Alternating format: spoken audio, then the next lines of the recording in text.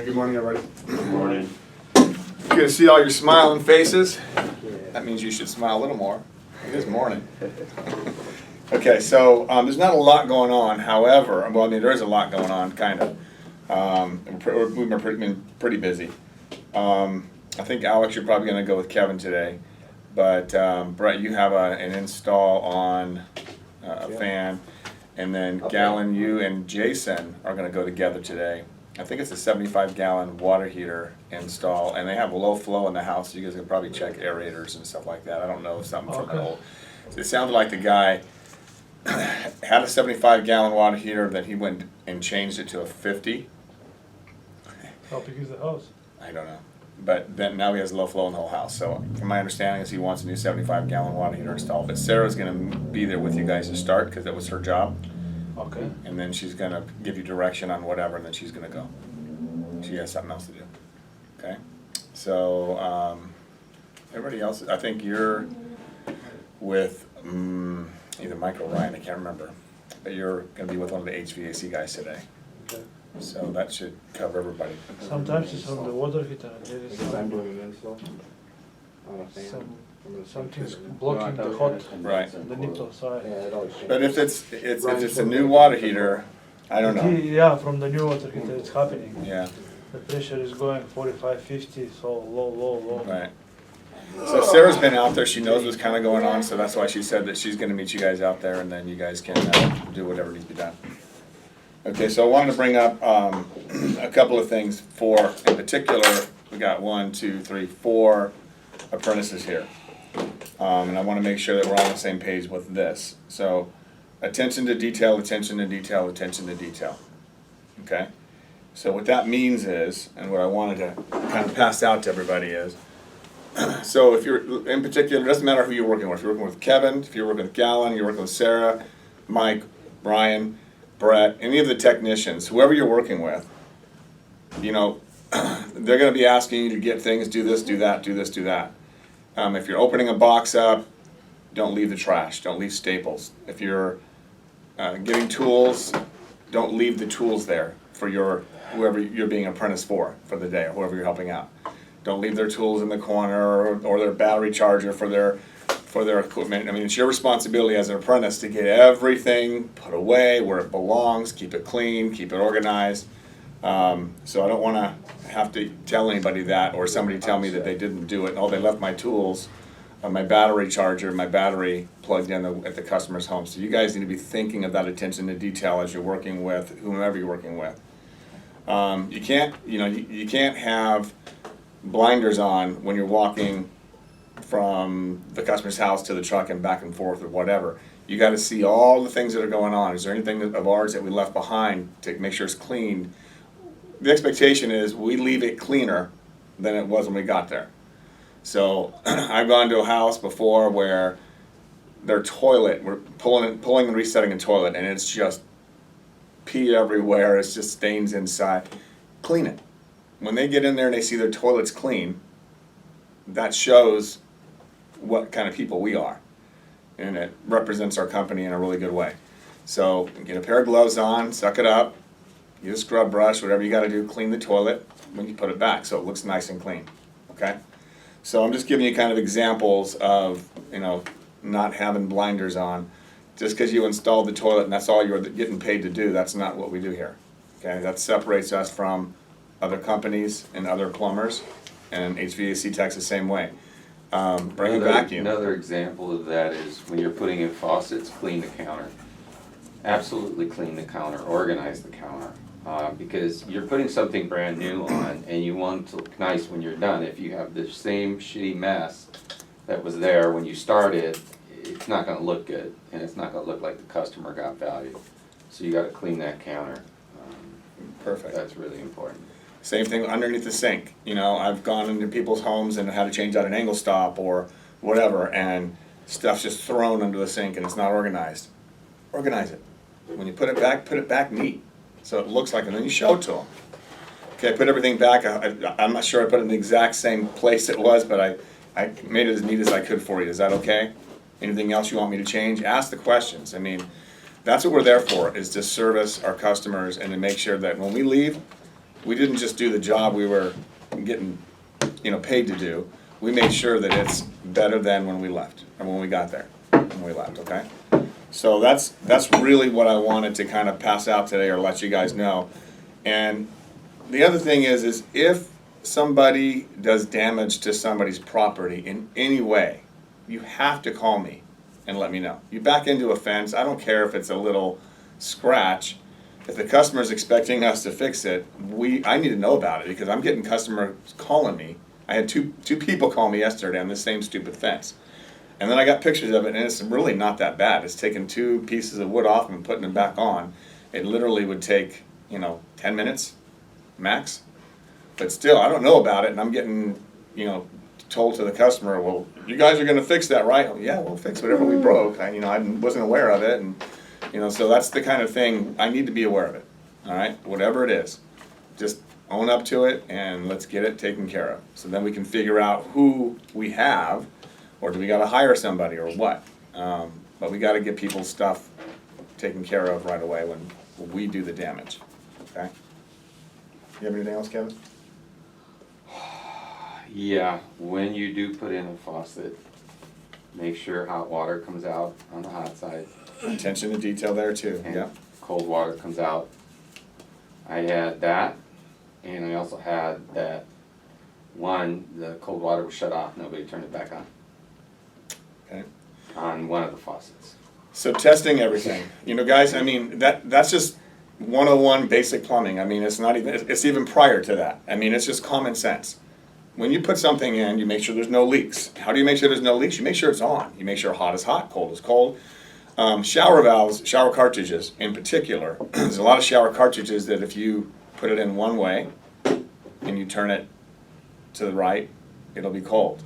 You can turn it upside down and turn it to the right and it'll be hot. So those who are in plumbing know that. Those of you who don't, you don't just assume that you put it in the same way, you always check it. And sometimes I've seen people have put it in backwards, like the angle stops down below sink.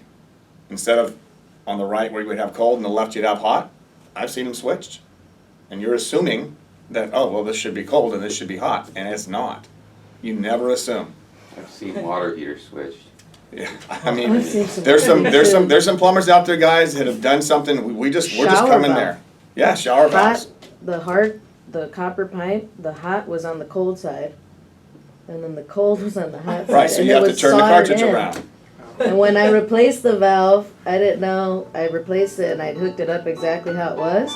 But then my cartridge, I thought something was wrong with my cartridge because it was coming out hot first and then cold. And then it turned out I felt the pipe and I was like, oh shoot, hot is on the right side. I've never seen that happen once. That And it was soldered on. That happens a lot in back-to-back applications where you have two showers, one on one side of the wall, one on the other. And in mowing, you would just flip the cartridge around.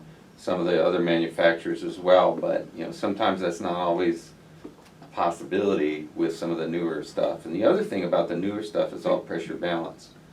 So when you change out a pressure balance cartridge, you have to adjust the temperature. And you have to have hot water to adjust the temperature.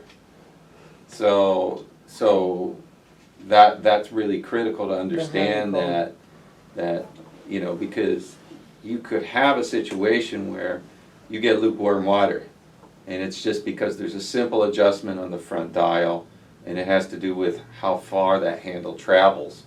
And you adjust the travel on that handle, and it'll get hotter if you adjust it, accordingly.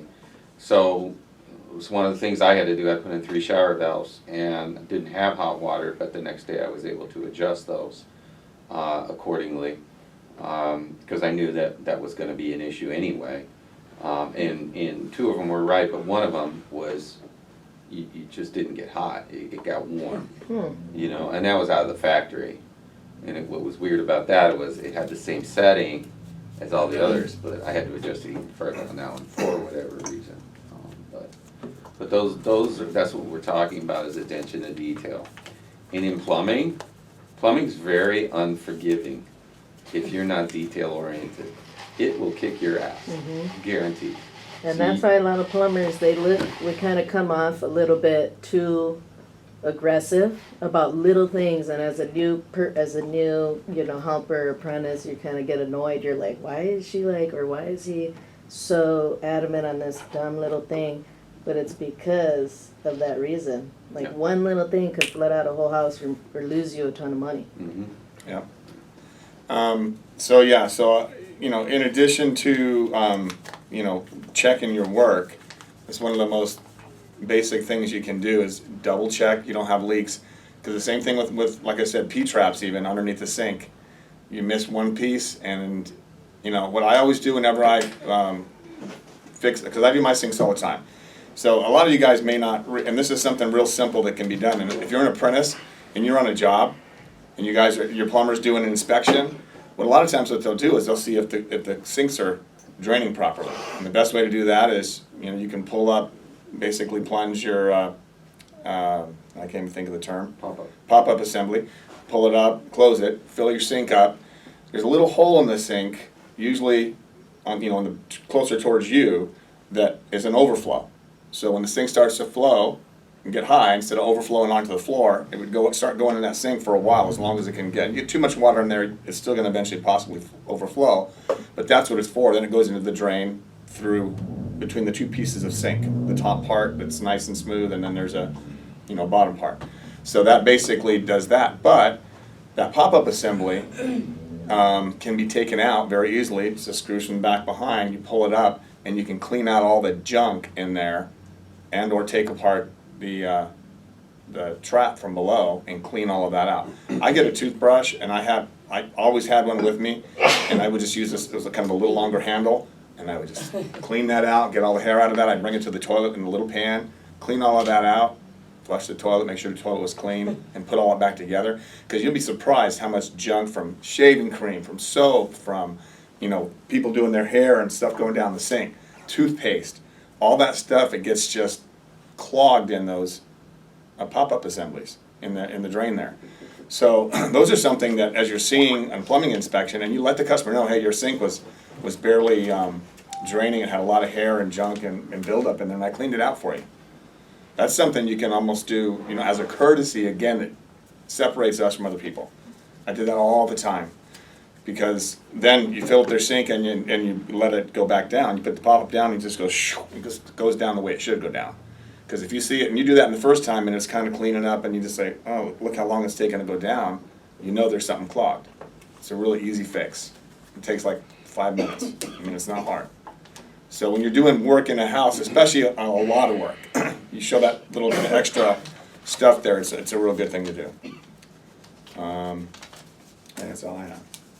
Oh, I was going to say, I did want to bring something else up. I had two guys that I used to work for me. They worked for me for 7 years, plumbers. I was actually driving down the road yesterday and going home, and I saw the truck. It's the truck that they drive, because it was the company that bought my company out. They worked for me for those first few years as well, 3.5 years. And now they're still working for a franchisee here in Orange County. So I saw these guys, and I waved at them, honked at them. He called me, he still had my number. And they're like, oh man, what are you doing up here? You working up here again? Because we used to work in Rancho Santa Margarita. I had an office up there. And so they're both like wanting to come work for us. And he was saying, a guy started explaining to him how we pay our plumbers. And gave an example of Sarah. I said, Sarah's been plumbing, what, 5 years? 8 years. 8 years? Okay, so you've been here 5 years. Mm-hmm. Okay. So I said, my best plumber, this is the kind of money she makes. And we're on commission, and this is how we do it. And those guys just said, man, that sounds awesome, because they're stuck where they're at. A lot of plumbing companies that pay hourly guys, they get stuck at a certain rate, and they'll make that the rest of their lives. So just kind of throwing out all the apprentices as well, as you guys know, or as you will learn, you can make a lot of money here if you listen to people like Sarah and Kevin. And I'm sure Gallon, I've already heard great things about Gallon, the experience they have. If you just work hard and do what needs to be done, you will make a ton of money here. Okay? This is a career that, it's unlimited potential in the amount of money you can make.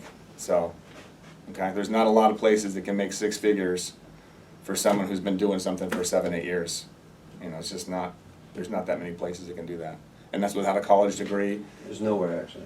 You know? There's nowhere actually. Well, you can be an electrician maybe, but yeah, there's just no, You gotta it's put in not at very least- often, At guys. least 10, right? Yeah. At least 10, and then boom, Yep. and you're still.